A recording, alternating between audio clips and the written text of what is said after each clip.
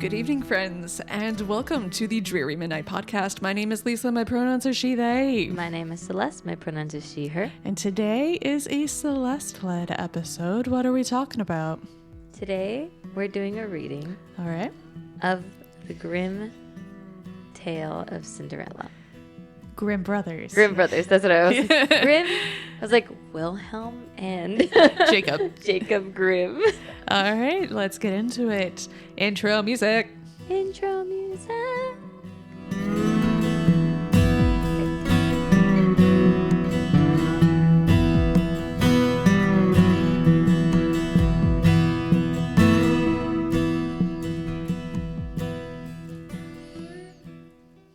The wife of a rich man fell sick, and as she felt that her end was drawing near, she called her only daughter to her bedside and said, "Dear child, be good and pious, and then the good God will always protect thee, and I will look down upon thee from heaven and be near thee." Thereupon she closed her eyes and departed. Every day the maiden went out to her mother's grave and wept, and she remained pious and good.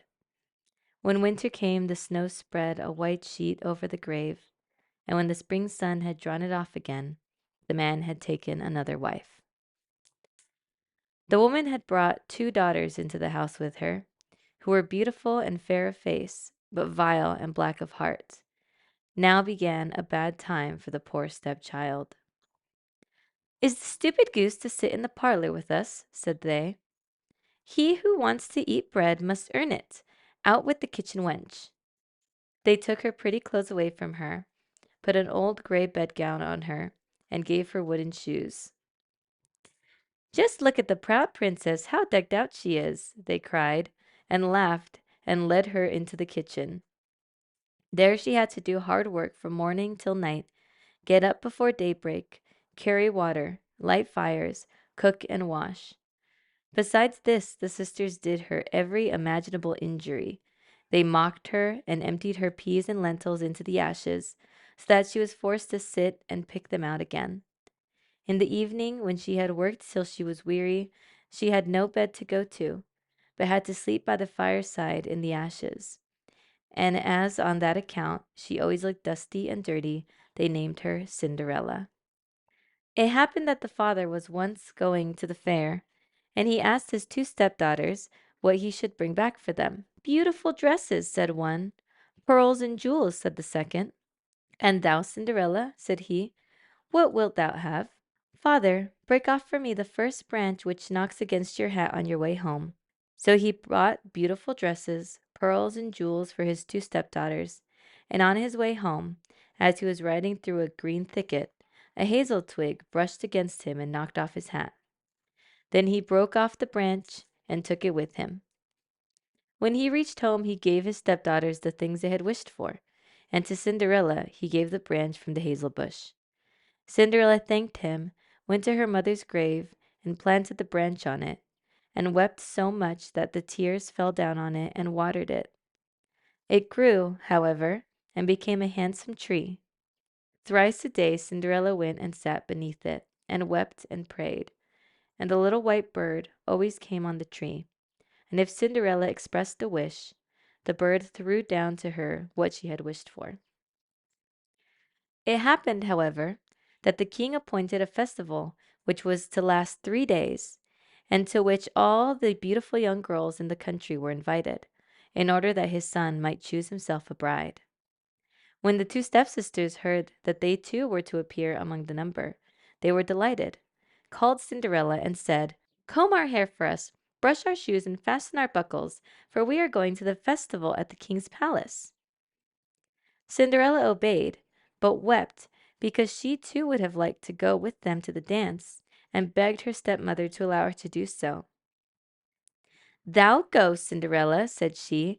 "Thou art dusty and dirty, and wouldst go to the festival. Thou hast no clothes and shoes, and yet wouldst dance." As, however, Cinderella went on asking, the stepmother at last said, "I have emptied a dish of lentils into the ashes for thee. If thou hast picked them out again in 2 hours, thou shalt go with us." The maiden went through the back door into the garden and called, You tame pigeons, you turtle doves, and all you birds beneath the sky, come and help me to pick the good into the pot, the bad into the crop. Then 2 white pigeons came in by the kitchen window, and afterwards the turtle doves, and at last all the birds beneath the sky came whirring and crowding in, and alighted amongst the ashes. And the pigeons nodded with their heads and began pick, pick, pick, pick, and the rest also began pick, pick, pick, pick, and gathered all the good grains into the dish. Hardly had 1 hour passed before they had finished, and all flew out again. Then the girl took the dish to her stepmother and was glad, and believed that now she would be allowed to go with them to the festival. But the stepmother said, No, Cinderella, thou hast no clothes, and thou canst not dance. Thou wouldst only be laughed at. And as Cinderella wept at this, the stepmother said, If thou canst pick 2 dishes of lentils out of the ashes for me in 1 hour, thou shalt go with us. And she thought to herself, That she most certainly cannot do. When the stepmother had emptied the 2 dishes of lentils amongst the ashes, the maiden went through the back door into the garden and cried, You tame pigeons, you turtle doves, and all you birds beneath the sky, come and help me to pick the good into the pot, the bad into the crop. Then 2 white pigeons came in by the kitchen window, and afterwards the turtle doves, and at length all the birds beneath the sky, came whirring and crowding in, and alighted amongst the ashes. And the doves nodded with their heads and began pick, pick, pick, pick, and the others also began pick, pick, pick, pick, and gathered all the good seeds into the dishes, and before half an hour was over, they had already finished, and all flew out again. Then the maiden carried the dishes to the stepmother and was delighted, and believed that she might now go with them to the festival. But the stepmother said, All this will not help thee. Thou goest not with us, for thou hast no clothes and canst not dance. We should be ashamed of thee. On this she turned her back on Cinderella and hurried away with her 2 proud daughters. As no one was now at home, Cinderella went to her mother's grave beneath the hazel tree and cried, Shiver and quiver, little tree, silver and gold throw down over me. Say that again. Shiver and quiver, little tree, silver and gold throw down over me. Then the bird threw a gold and silver dress down to her, and slippers embroidered with silk and silver. She put on the dress with all speed, and went to the festival.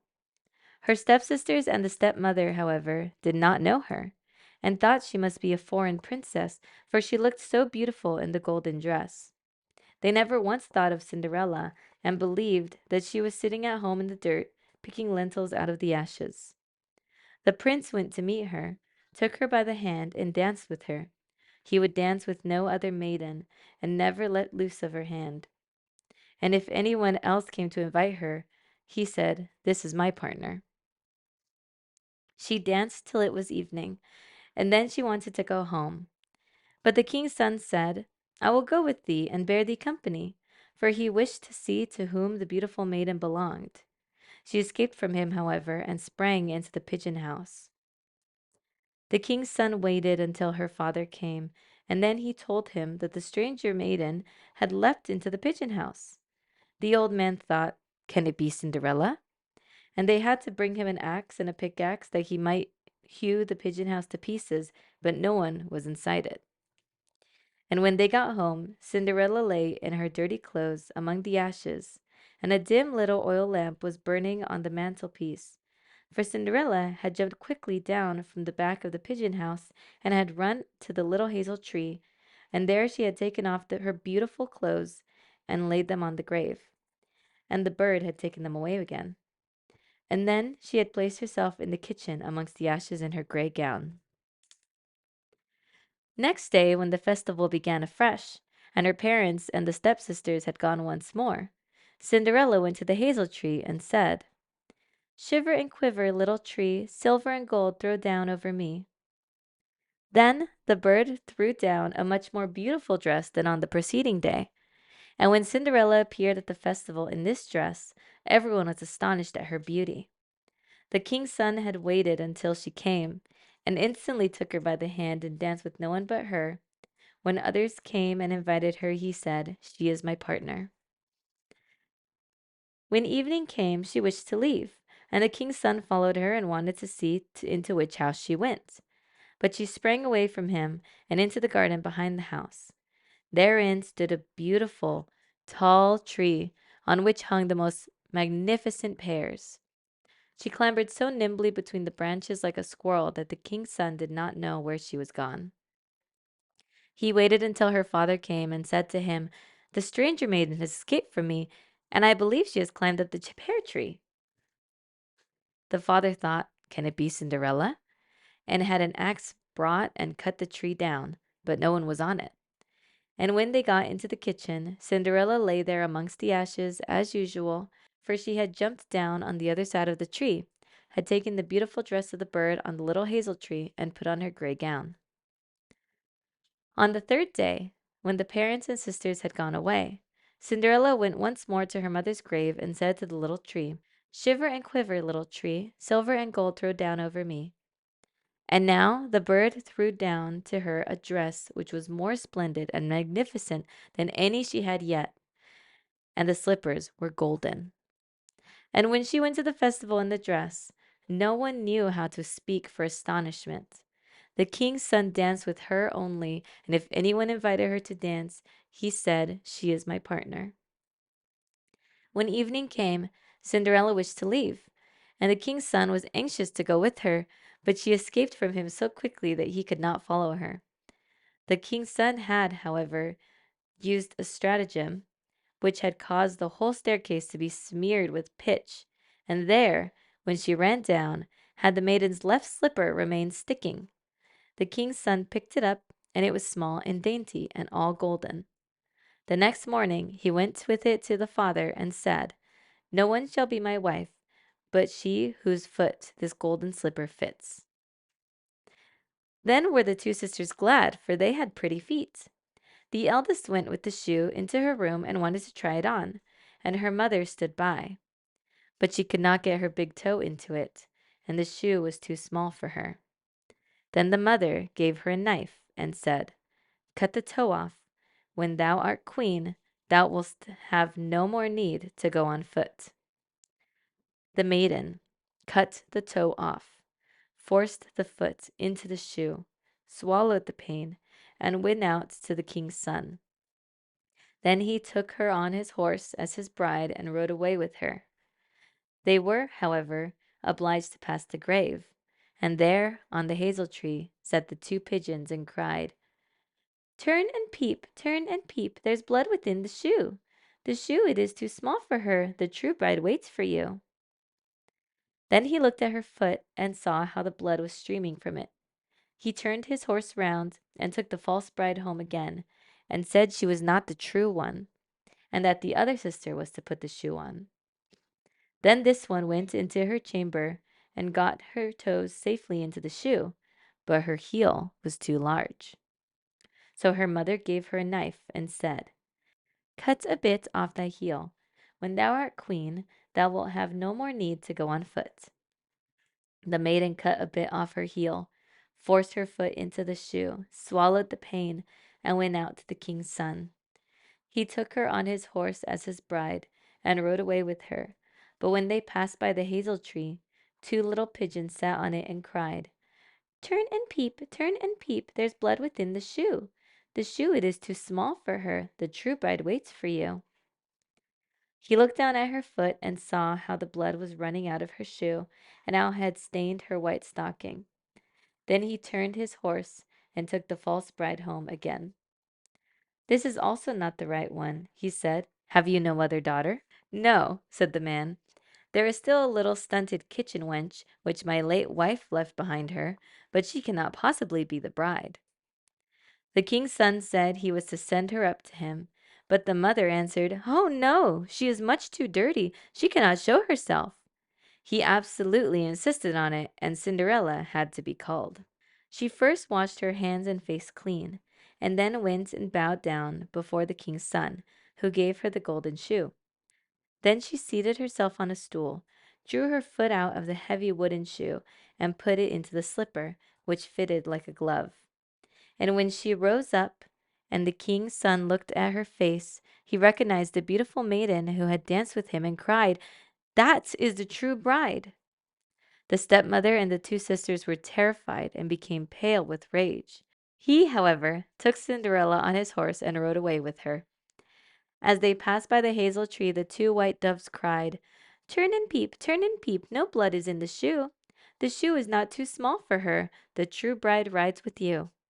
And when they had cried that, the two came flying down and placed themselves on Cinderella's shoulders, one on the right, the other on the left, and remained sitting there. When the wedding with the king's son had to be celebrated, the two false sisters came and wanted to get into favor with Cinderella and share her good fortune. When the betrothed couple went to church, the elder was at the right side and the younger on the left, and the pigeons picked out one eye of each of them. Afterwards, as they came back, the elder was at the left and the younger on the right, and the pigeons picked out the other eye of each. And thus, for their wickedness and falsehood, they were punished with blindness as long as they lived. Damn. And that's the Grimm brothers. Yeah. I Cinderella. remembered the cut your bits of foot off, but I did not remember the get blinded for the rest of your life. Yeah, as if them cutting bits of their foot off wasn't enough. Something that I noticed in this version, there's a lot of differences. I have heard a lot of different versions of Cinderella, so the 3 gowns and the 3 knights, I knew that was Yeah. sometimes a formula. But I noticed that the father was alive Yeah. and just abandoned his Yeah. child. Yeah. Yeah. Not great standards for parenthood I know. the 19th century, Maybe I guess. that's why the mom was like, "I'll be with you wherever you need me," because she knew that the father was not going to take care of Yeah. his kid. Yeah. I like it. I do appreciate that this is one of those sort of things that show up in a bunch of different cultures. Like I think there's one from China where Yes. it's A silk slipper, silk right? slipper or something. But I do like an adaptation where you do leave something behind, but it's more specific. I'm thinking Cinder, where she's half robot and her old shitty leg gets dropped. Like, I love a world specific sort of thing. Cinderella's one of those stories where you can, because the formula is there, as long as it's a poor girl who is wrongfully punished and then ends up marrying the prince. Yeah. Like, you can take that formula and put it in any genre Yeah. and like play with it anyway. Any sort of like as long as it's like a rags to riches. yeah, basically. rags to riches, like a romantic status change kind of a thing. Like, I love that sort of formula as well. Well, the reason I had actually given Lisa the choice to if I was going to read Cinderella or Snow White, but Lisa said Cinderella because they had just finished We watching just read Bridgerton, yeah. Season 4. 4. Yeah. But I've also read all of the books, and it was sort of an interesting thing to change. What I'm glad they changed this season, spoilers for a book that came out 20 years ago, a show that came out 2 weeks ago. But what they changed, well, so in the book, it's like a masquerade ball. It's like a one-night masquerade ball. She's like a maid in her own house. And it's the whole twist is like, she's like an illegitimate kid, and like the dad does leave her money, but you don't find that out until the end or whatever.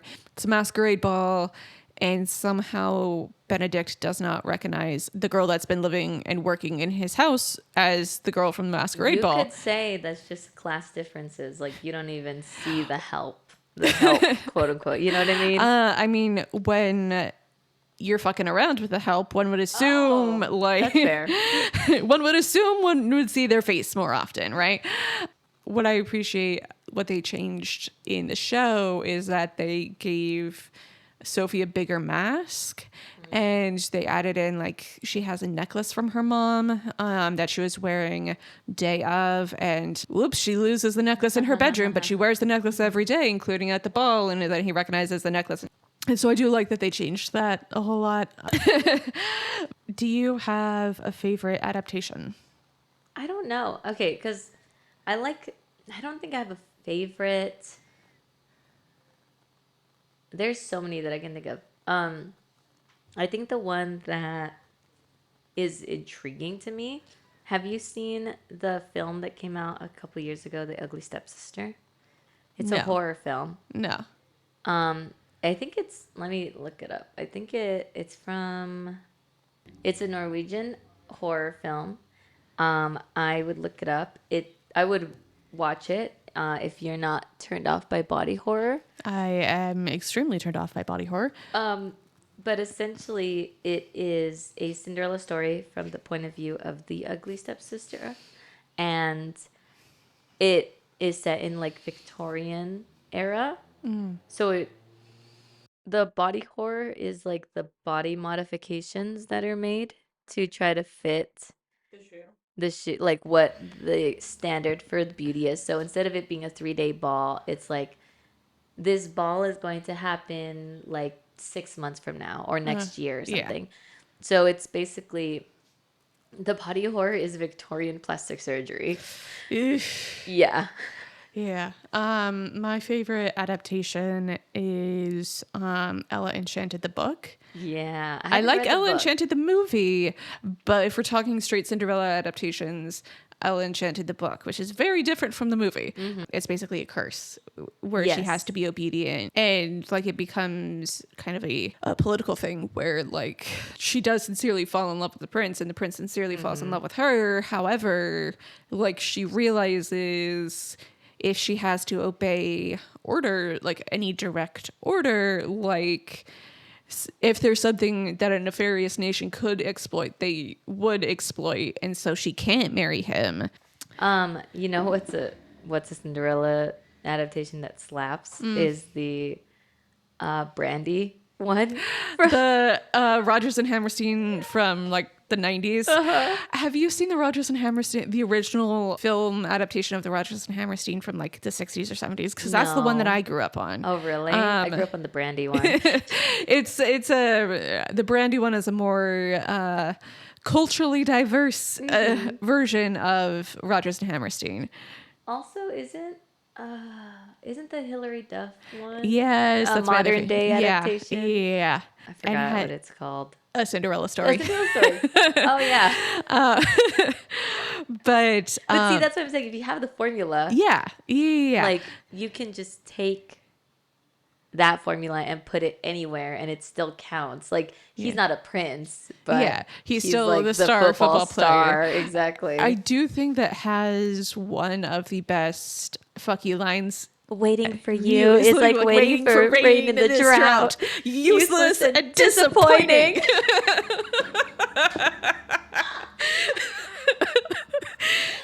Oh, if you haven't seen Cinderella 2004 story, Cinderella story. Yeah. you should watch it. And I'm a little bit mad that Apple Music does not have my favorite song from the soundtrack. What song do they not have? It's called Friend. It's by Kaylin, who is Kailyn, who I think from a lot of artists in that era got a track on a Disney modern soundtrack and thought they would be able to do something with it and then was not able to do something with it, unfortunately. But that song slaps and I love it, but it's not on the official soundtrack anywhere. Yeah. You know what's another really good adaptation?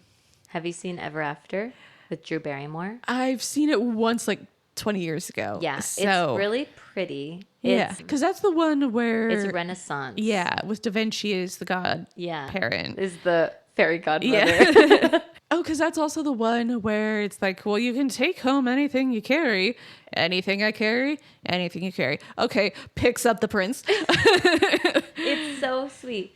And it's like, it's another one where they meet and fall in love organically. Yeah. Like, they don't even meet at the ball. Yeah. They meet when she accidentally, like, isn't it like what they, like some bandits or something that are coming? Yeah. I don't know. So it's been a long time since I've seen that.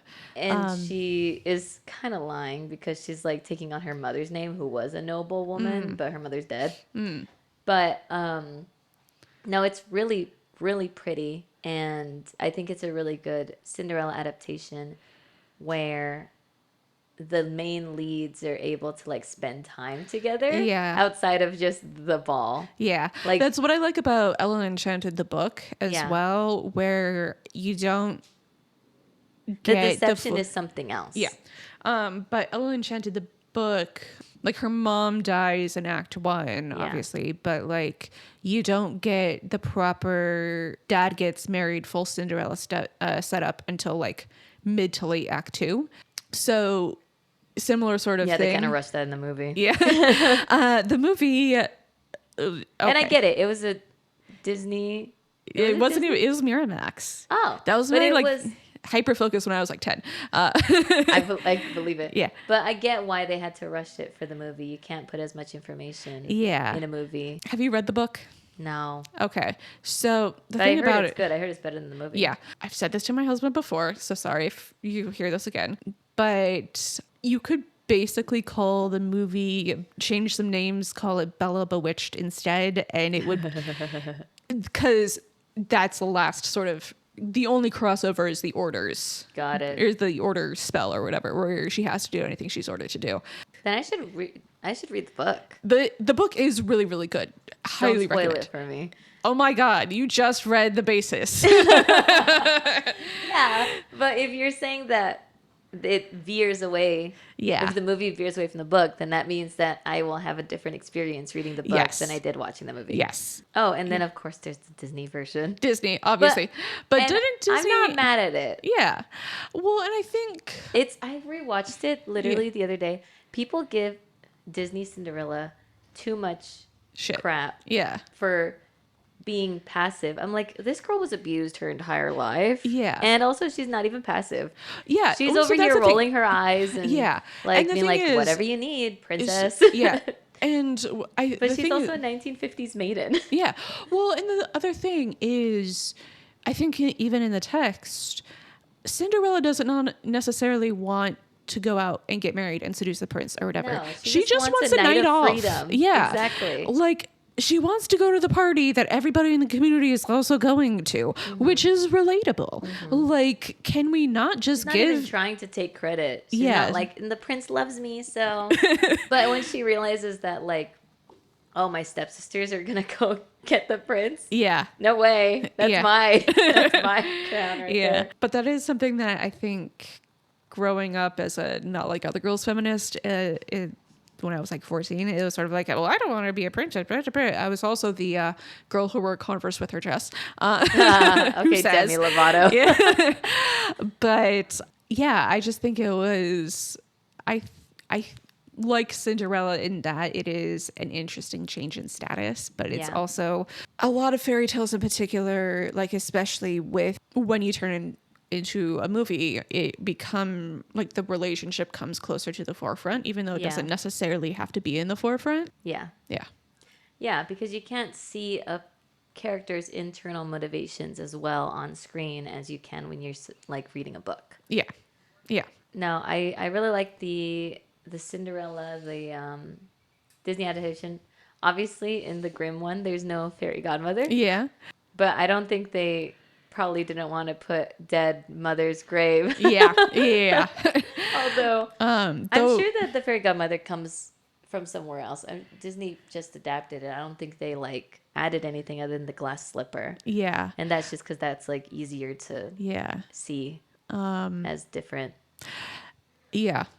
Though I will say I love the existence of a fairy godmother specifically because it gave us Impossible in Rodgers and Hammerstein. Impossible. Things that happen Dreams every day. Yeah. And the 2005 version. 2005? The one with Brandy? No. It was the one with who's that one actress? It was like the first live action adaptation that Disney did. Lily Allen or Yes. Lily Not Lily Allen. Not That's Lily a Allen. different woman. But that's 2015 because I was in college. 2015? Okay, Yeah. then I was off by a decade. But that one is nice because of the same thing as Ever After where they get to meet prior to the ball Yeah. and get to like you get a couple know of each other. scenes before. Exactly. Yeah. There's chemistry other than him just being like, whoever this person is that's Yeah. dancing with me. Yeah. Which I think the Grimm fairy tale did have him just taking home the stepsisters. Yeah. Well, and the thing is, like, listening back and thinking back to this, like, if we're talking about people who don't really seem to have agency here, I think it's the stepsisters and the prince that don't seem to have agency in the original one. Like, the prince Yeah. is very deliberate, like, he does have agency. He says, I want to date this person and go after this them. one's my partner. Yeah. But yeah, But he's also just kind of hoping that whoever this person says she is the actual that, person. Yeah. Yeah. I'm glad that they put that he recognized the beautiful maiden when he actually saw her face. Yeah. Because I'm like, oh, thank God you weren't just, especially because there's Dazzled by no the like whatever. magic that makes it so that she's not recognizable or anything. The only Yeah. reason she's not recognizable is because she had a glow up, basically. Yeah. Well, I mean, on the flip side, the number of guides that I've met, like I do ghost tours, obviously, but I also do student tours. And like as we're getting into peak season, like people will either double take at me in the corset or double take at me out of the corset. And they're like, and I've gotten so many instances of like, where have I seen your face before? I feel like I've encountered you before. And I'm like, I look different in a corset. And they're like, oh my God, that's why. And so do not discount the fact, like the context of, am I wearing a dress or not? Exactly. But any final thoughts? No, I could probably talk about Cinderella for another hour, dissecting, all the different tropes that come from it and like the impact that it's had as a society, like on our society.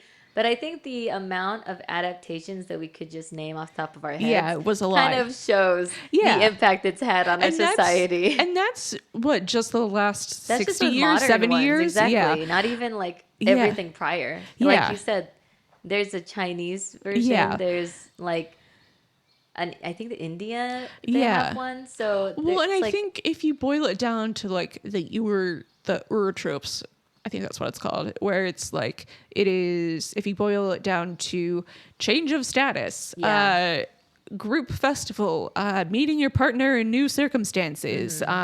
There's so many narratives that include all of those together. Exactly. And a family that's being abusive to you, basically. Yeah. Because if you think about it, like, because I spent a lot of time in graveyards, but like what I've noticed with the death dates is like, especially for those of childbearing ages, like if you make it past your first pregnancy and or to about 25, whichever comes second, you're likely going to make it to your mid 50s. But it's making it to 25 / through that first pregnancy. And like, even then there's no guarantees about some like freak medical condition that you couldn't like mothers and stuff. But there's a lot of, so many step parents, so many like crossover parents, so many big families, because you don't know how many people are going to exactly make it. But I think it's, I mean, those elements make it a story that everyone can relate to in some way. Yeah. It's kind of like how every culture had some sort of dragon. Every culture had some sort of Cinderella story. Yeah. Because a change in status, like pining after somebody who has a different level of authority than you do, is like different levels of authority happen in different cultures in different ways. But like they all happen. So pining after somebody in a different situation. Or even just like hoping for a change in your status. Yeah. That will help you have a better life. Yeah. So with all that said, thank you for joining this week. Follow us on Instagram at Dreary Midnight Pod. Subscribe to the YouTube channel if you listen more on YouTube. I'll hopefully start updating the website, drearymidnightpod.com. We're getting into peak season, so give me a little grace with that. But it's getting warmer now. It's getting warmer. And if you would like to support us with money for a monthly bonus show, patreon.com/drearymidnightpod. And with all that said, send us an email if you want us to cover a different one next. drearymidnightpodcast@gmail.com. I have a whole book of Grimm fairy tales. Would love to have a full discussion on Snow White/Mirror Mirror next. Snow White. But if you have a different suggestion, send us an email. And with all that said, don't cut your toe off for somebody you want to marry. I promise the economic implications are not going to be that great that you don't need to walk ever again. And safe travels home on this dreary midnight on your unblemished toes. Good night. Feet. Good night.